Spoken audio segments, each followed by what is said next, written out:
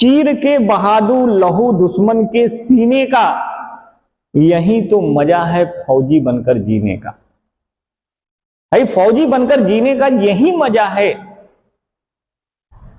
तो हम अपने नेक्स्ट क्वेश्चन के साथ आगे चलते हैं। आपके क्वेश्चन नेक्स्ट अगले क्वेश्चन, जो पहला क्वेश्चन है, मर्मिकोलॉजी किसका अध्ययन है? तो मर्मिकोलॉजी का अध्ययन जो होता है, ये किसका अध्ययन करता है भाई? ये अध्ययन हमारा कीट का नहीं होगा। हाँ भाई देखिए, ये चींटी है, इसके अंतर्गत हम चींटी का अध्ययन करते हैं। आर्थ्रोपोडा का नहीं होता, मेढक का नहीं होता। इसका राइट आंसर जो होगा वह होगा मर्मिकोलॉजी जो है किसका अध्ययन है? चींटी का अध्ययन होता है। रट लीजिए। नंबर नेक्स्ट अगले क्वेश्चन की तरफ रुख करते हैं। विद्युत शक्ति की इकाई क्या है? विद्युत शक्ति की इकाई पावर, P बराबर W/T, कार्य बटे समय, तो जूल प्रति सेकेंड होता है। एक तो ये मात्रक है, या इसी को हम क्या बोलते हैं भाई? वाट कहते हैं। तो यहां पर आपको आंसर मिल गया होगा कि विद्युत शक्ति की इकाई क्या है, मात्रक क्या है। तो मात्रक क्या हो गया भाई? वाट हो गया। राइट आंसर क्या है? वाट। इसमें वाट दिया है, कभी कभी जूल प्रति सेकेंड भी देता है। तो ध्यान से थोड़े से भी अगर सुरक्षा कर लेंगे तो आपके क्वेश्चन से कभी फॉल्ट नहीं होंगे, गलत नहीं होंगे। अगर जूल प्रति सेकेंड देगा तो सब ढूंढते रहेंगे वाट कहाँ है, लेकिन नहीं भाई, ये याद रखेंगे तो आपको आसानी से उसके मात्रक मिल जाएंगे। एम्पियर विद्युत धारा का होता है, वोल्ट विभवांतर का होता है, और समय का मात्रक जो है, सबसे बड़ा मात्रक जो है वो घंटे का होता है। तो नेक्स्ट अगले क्वेश्चन की तरफ हम रुख करते हैं अपना। लोहे का कह रहा है शुद्धतम रूप क्या है? देखिए भाई, शुद्धतम रूप पूछा है। लोहे का शुद्धतम रूप क्या होता है? कच्चा लोहा होगा नहीं, इस्पात भी नहीं होता। इस्पात बोले तो स्टील, इसको स्टील को ही इस्पात बोलते हैं। तो ये भी नहीं है, ये भी नहीं है। हमारा कौन है भाई? पिटवा लोहा। ये पिटवा लोहा को हम बोलते हैं लोहे का शुद्धतम रूप। याद कर लीजिए, रट लीजिए, यही क्वेश्चन हो सकता है कल के पेपर में आ जाए। जंगरोधी मतलब जंग से रोकना, जंग लगने से लोहे पर रोकता है, तो जंगरोधी। नंबर नेक्स्ट अगले क्वेश्चन की तरफ हम चलते हैं। एसिटिक अम्ल, एसिटिक अम्ल का सूत्र क्या है? देखिए भाई, एसिटिक अम्ल जो होता है, इसको हम सिरके में या विनेगर जिसको बोलते हैं, ये सिरका में पाया जाना वाला है। सिरका में हमारा एसिटिक अम्ल पाया जाता है। ये क्वेश्चन ये भी बनता है। यहां फार्मूला पूछा है, सूत्र पूछा है, तो एसिटिक अम्ल का फार्मूला याद कर लीजिए, CH3COOH। ये एसिटिक अम्ल का फार्मूला है। बाकी इनमें देखिए, ये सल्फ्यूरिक अम्ल है, इसे सल्फ्यूरिक अम्ल कहते हैं। इसे सोडियम हाइड्रोक्साइड बोलते हैं, सोडियम हाइड्रोक्साइड। और इसे बोलते हैं पोटेशियम हाइड्रोक्साइड, पोटेशियम हाइड्रोक्साइड। भाई ये तो अलग हो गया। तो आपको एसिटिक अम्ल क्या है, ये आपका मिल गया, CH3COOH एसिटिक अम्ल का सही फार्मूला है। नेक्स्ट अगले क्वेश्चन की तरफ चलते हैं हम। वर्षा के जल का पीएच मान। पीएच मान में आपको बता दें कि जो पीएच स्केल होता है 0 से 14 तक होता है भाई। इसमें जो यहां पर होता है, जो मध्य में होता है 7, ये उदासीन होता है या न्यूट्रल होता है। 7 से नीचे की तरफ जाता है तो ये अम्ल होता है, और 7 से ऊपर की तरफ जाता है और 14 तक जाता है तो ये होता है क्षार होता है।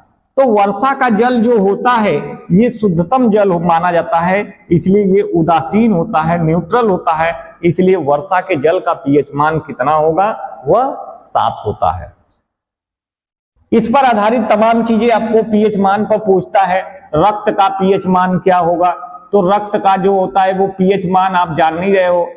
जो पीएच मान है रक्त का, तो रक्त का आपका 7.4 होता है। दूध का पीएच मान आपसे पूछता है तो ये 6.4, ये दूध का पीएच मान ऐसे हो जाता है। तो ये पीएच मान अलग अलग आपको दिखाई देगा। तो ध्यान रखना, दूध हमारा थोड़ा सा जो है वो एसिड मीडियम में होता है, अम्लीय मीडियम में। लेकिन रक्त जो होता है वह किस मीडियम में होता है? वह क्षारीय मीडियम में होता है, क्षार में होता है। तो नेक्स्ट क्वेश्चन, अगले क्वेश्चन की तरफ हम चलते हैं अपना। एक अश्वशक्ति कह रहा है, एक अश्वशक्ति या हार्स पावर, एक हार्स पावर यानी 1 HP ऐसे कर लिखा जाता है, 2 HP लिखा जाता है, इस तरह से तमाम क्वेश्चन लिखे जाते हैं। तो 1 HP में जो होता है 746 वाट होता है। कितने भाई? 746 वाट के बराबर। तो ऑप्शन आपको मिल गया होगा, कहां है? ये होता है एक अश्वशक्ति बराबर 746 वाट के बराबर होता है। फिर इसी में पूछता है 1 किलोवाट बराबर क्या होता है? तो 1 किलोवाट बराबर होता है 1000 वाट। ये 1000 वाट के बराबर हो जाएगा। तो इन दोनों में से तमाम क्वेश्चन हमेशा बार बार पूछते रहते हैं। ये भी वेरी वेरी इंपॉर्टेंट है भाई क्वेश्चन, नोट कर लीजिएगा, रट लीजिए, याद कर लीजिए। नेक्स्ट क्वेश्चन, आगे की तरफ हम चलते हैं। रक्त परिसंचरण की खोज किसने की थी? रक्त परिसंचरण तंत्र की खोज, ब्लड सर्कुलेटरी सिस्टम का खोज किसने किया था? तो हम जान रहे हैं कि खोज करता है भाई विलियम हार्वे। विलियम हार्वे को कहते हैं रक्त परिसंचरण तंत्र का खोज। और स्टीनर जो है वह रक्त समूह का खोज किए हैं। तो रक्त समूह में हमारे जो है ये रक्त समूह है। तो रक्त समूह के लिए जब देखते हैं तो रक्त समूह हमारा ए बी और ओ होता है। तो ओ जो होता है ये सर्वदाता होता है और ए बी जो होता है वह सर्वग्राही होता है। सर्वदाता मतलब सबको दे सकता है, यानी सभी को देगा ओ, लेगा सबसे ए बी। ध्यान रखना, ए बी सबसे लेना है। ये भी क्वेश्चन आपसे बार बार पूछता रहता है इस पर रिलेटेड। तो यहां पर है रक्त परिसंचरण तंत्र की खोज किसने की है? तो राइट आंसर होगा विलियम हार्वे ने किया था रक्त परिसंचरण तंत्र की खोज। नेक्स्ट अगले क्वेश्चन की तरफ हम बढ़ते हैं। टमाटर में कौन सा अम्ल पाया जाता है? टमाटर में भाई अभी हमने बाद में इसके पहले वाले पेपर में भी हमने आपको बताया था कि ये टमाटर में कौन सा अम्ल पाया जाता है। तो आप ध्यान रखिएगा, टमाटर में हमारा कौन सा पाया जाता है? ऑक्सैलिक अम्ल पाया जाता है टमाटर में। टमाटर है, चने की पत्ती है, इनमें जो है ऑक्सैलिक अम्ल पाया जाता है। एसिटिक अम्ल अभी आपको हमने बताया ये सिरका में पाया जाता है, विनेगर जिसको कहते हैं। मैलेइक अम्ल सेब में पाया जाता है, सेब में जो सेब आप खाते हो उसमें जो है मैलेइक एसिड पाया जाता है। और आपको तमाम क्वेश्चन जो आपसे मिला था हमने भी अपने क्वेश्चन में लिखा था। तो चींटी के डंक में कौन सा है? तो आपको हमने बताया था कि फार्मिक अम्ल, फार्मिक अम्ल पाया था, जैसा ये पेपर में क्वेश्चन बार बार पूछा था। तो ये सब क्वेश्चंस आप याद रखें, हो सकता है कल के पेपर में आपको यही क्वेश्चन हूबहूब मिल जाए और मिलेंगे भी। नंबर नेक्स्ट, अम्ल वर्षा का क्या कारण है? Acid rain. ये एसिड रेन है क्या? अम्ल वर्षा। अम्ल वर्षा जो होता है, जो आप गाड़ी मोटर चलते हैं तो गाड़ी मोटरों से सल्फर जो फॉसिल फ्यूल धुएं निकलते रहते हैं, ये हमारे एटमॉस्फेयर में जाते हैं और एटमॉस्फेयर में जाकर ऊपर जो है हमारे बादल में वो स्टोर होते हैं, जमा हो जाते हैं। अब जैसे बारिश का मौसम आएगा तो पानी बरसेगा और पानी बरसेगा तो सल्फर जो है जल से क्रिया कर सल्फर डाइऑक्साइड बना लेगा या SO2 बना लेगा।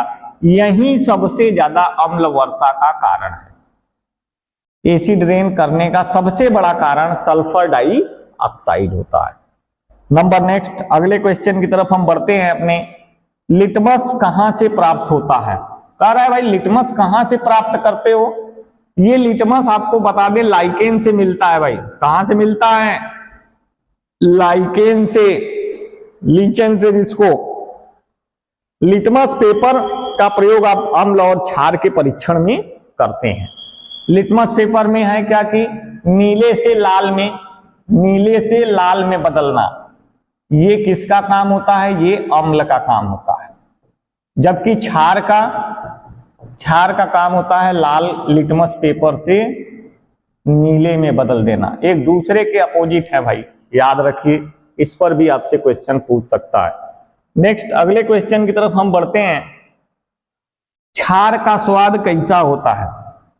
क्षार का स्वाद कैसे होते हैं? तो क्षार का स्वाद याद रखा कड़वा होला। क्षार का स्वाद कैसा होता है? कड़वा होता है। और ये साबुन जैसे आप लगा लेते हो तो फिसलता है हाथ, ठीक उसी तरह से इसके जो है ये फिसलते भी हैं साबुन की तरह, इनमें जो है तो क्षार जो है वो साबुन की तरह होते हैं, इनके गुण है। मीठा आप चीनी में, अगर खट्टा की बात करें तो ये अम्ल में आता है, और उदासीन की बात करें तो उदासीन अम्ल और क्षार को मिला दें, अम्ल और क्षार को मिला दें तो आपका जो विलयन होता है लवण और जल बनता है। इसी को हम बोलते हैं उदासीनीकरण। ये उदासीनीकरण का एग्जाम्पल आपको मिल जाता है। नेक्स्ट अगले क्वेश्चन की तरफ हम रुख करते हैं। टिटनस शरीर के किस अंग को प्रभावित करता है? टिटनस है भाई, टिटनेस से आप जानते हो लोहे से चोट लग जाता है तो आपको किस अंग को प्रभावित करेगा? इफेक्ट किस अंग पर डालेगा? छोटी आंत इस पर नहीं करेगा, यकृत पर भी नहीं करता, हाँ तंत्रिका सिस्टम पर आपका करेगा। राइट आंसर आपका है तंत्रिका तंत्र। तंत्रिका तंत्र में जो है यह यानी नर्वस सिस्टम में आपका टिटनेस का शरीर के किस अंग पर प्रभाव करेगा? तो तंत्रिका तंत्र पर, नर्वस सिस्टम पर आपके इफेक्ट डालता है। नेक्स्ट अगले क्वेश्चन की तरफ हम बढ़ते हैं। अगला क्वेश्चन है केल्विन पैमाने में शरीर का सामान्य ताप कितना होता है?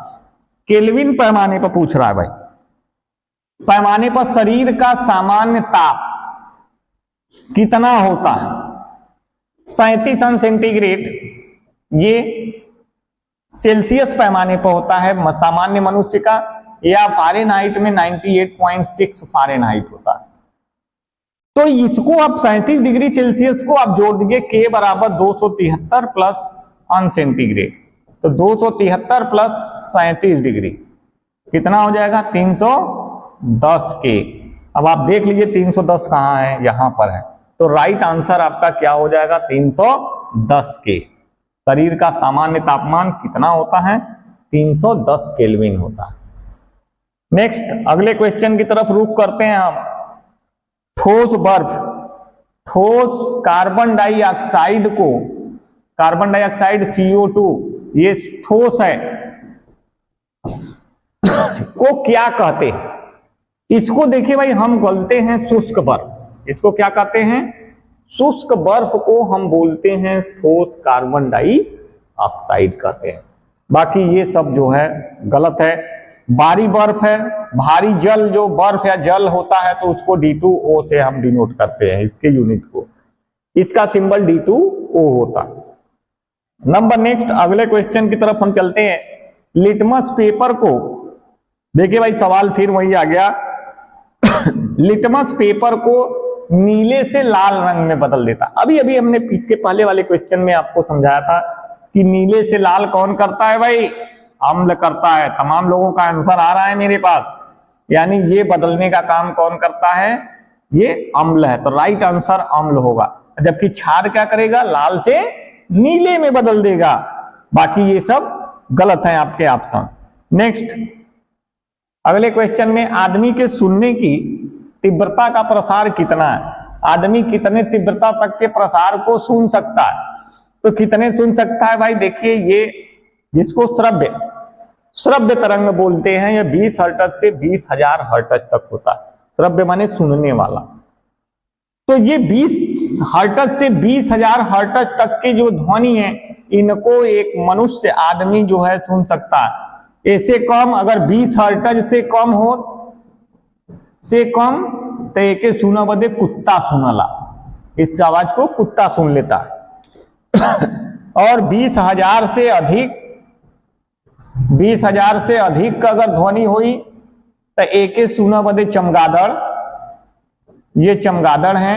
या और डॉल्फिन मछली भी आप लिख लीजिएगा, डॉल्फिन भी होता है, ये भी जो है इस ध्वनि के आवृत्ति को सुन सकता है। तो ये ध्वनि के आवृत्ति जो 20,000 से अधिक होते हैं, ऊपर होते हैं, वह हमें वैज्ञानिक गॉल्टन ने अपनी सीटी में बताया था। गॉल्टन की सीटी भी कितने हर्ट्ज होती है? 20,000 से अधिक हर्ट्ज होती है उसमें, ठीक है। पराश्रव्य तरंग इसको बोलते हैं। इसे अपश्रव्य, इसे पराश्रव्य और इसे श्रव्य बोलते हैं। नेक्स्ट सूर्य किस गैस का बना होता है? सब लोग ध्यान से सुन लेना भाई, बहुत ही इंपॉर्टेंट क्वेश्चन है, किस गैस का बना है? तो सूर्य, अब हमेशा याद रखिएगा, सूर्य में हाइड्रोजन गैस होता है, ये हाइड्रोजन से बना होता है, हाइड्रोजन गैस का बना होता है सूर्य। क्योंकि सूर्य के बाहरी परत को, कभी कभी पूछता है सूर्य के बाहरी परत को क्या कहते हैं, तो सूर्य के बाहरी परत को हम कोरोना बोलते हैं। तो क्या बोलते हैं? कोरोना। ये हाइड्रोजन है, इसमें सूर्य में गैस पाया जाता है और ये नाभिकीय संलयन पर होता है। किस पर? नाभिकीय संलयन पर आधारित होता है। दोस्तों याद रखना इन क्वेश्चन को, सूर्य में कौन सा गैस है? Hydrogen gas. नेक्स्ट अगले क्वेश्चन की तरफ हम बढ़ते हैं अपना रुख। अगले क्वेश्चन में गाजर आ गया। गाजर में कौन सा विटामिन पाया जाता है? गाजर सबसे इंपॉर्टेंट क्वेश्चन, बार बार पूछने वाला। ये गाजर में हमेशा आपको ध्यान रखिएगा विटामिन ए मिलता है। गाजर में विटामिन ए की मात्रा प्रचुर मात्रा में होती है। गाजर सेहत के लिए फायदेमंद है, खाइए, गर्मी का मौसम है, सलाद बनाकर गाजर का, मूली का, खीरा का, ककड़ी का आप खाइए। इसमें जो है तो गाजर में जो है विटामिन ए आपको प्रचुर मात्रा में मिल जाता है। नंबर नेक्स्ट अगला क्वेश्चन आपसे सामने स्क्रीन पर, कौन सी गैस सॉफ्ट ड्रिंक में प्रयोग किया था? सॉफ्ट ड्रिंक जो आप लोग पीते हैं, कोको कोला, इन सब में कौन सी गैस का प्रयोग होता है? कौन सी गैस प्रयोग करते हैं सॉफ्ट ड्रिंक में? तो भाई ध्यान रखना, सॉफ्ट ड्रिंक, कोई भी ड्रिंक जो बन रहा है उसमें हमेशा क्या प्रयोग होता है? कार्बन डाइऑक्साइड, CO2 का इस्तेमाल होता है, कार्बन डाइऑक्साइड का इस्तेमाल होता है सॉफ्ट ड्रिंक बनाने में। ये ऑक्सीजन है, ये नाइट्रोजन है और ये हाइड्रोजन है।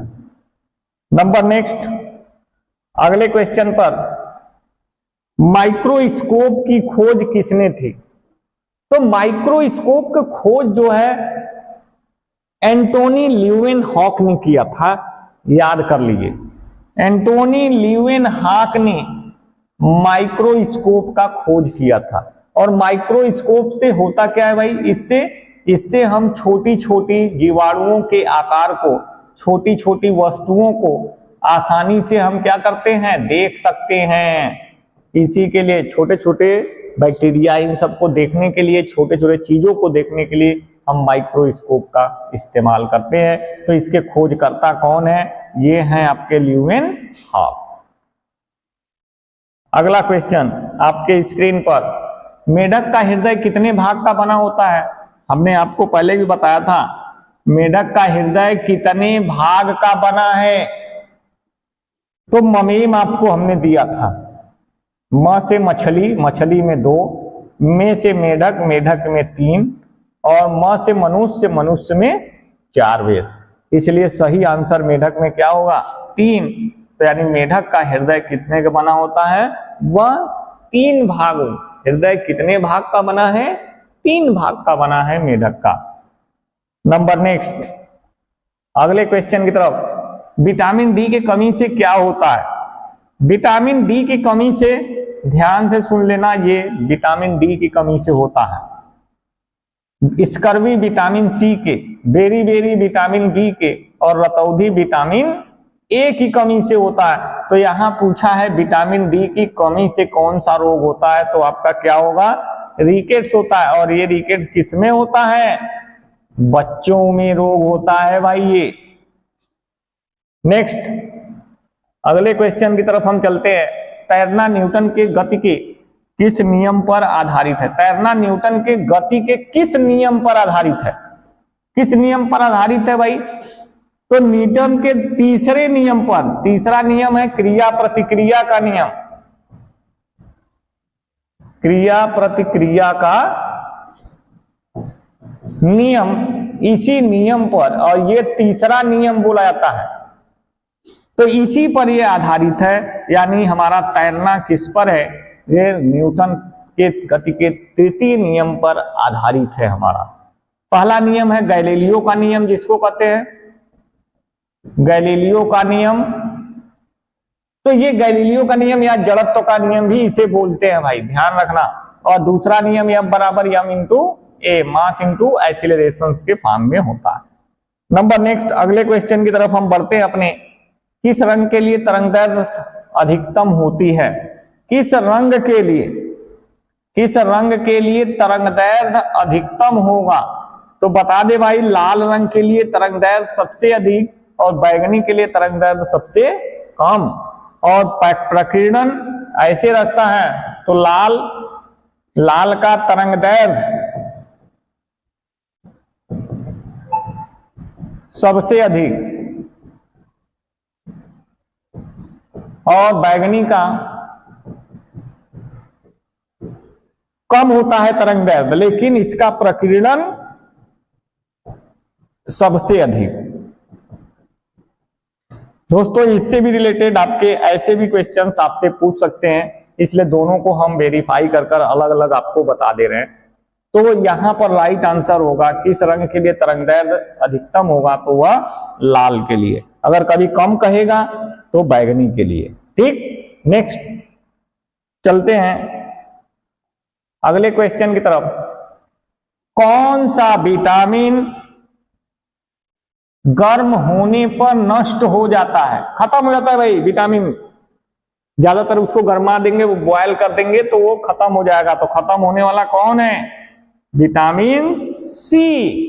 विटामिन सी को हम गर्म करें तो ये नष्ट हो जाते हैं। विटामिन हमारे किसी काम के नहीं आते हैं। तो विटामिन सी जो होते हैं वो खट्टे पदार्थों में आपके मिलते हैं। तो खट्टे पदार्थों में आपको विटामिन सी की मात्रा मिलती है। तो दोस्तों, आज के लिए इतना ही। नेक्स्ट हम अगले वीडियो में आपको फिर ऐसे क्वेश्चंस को लेकर आपके सामने उपस्थित होंगे। तब तक के लिए आप स्वस्थ रहें, मस्त रहें। जय हिंद।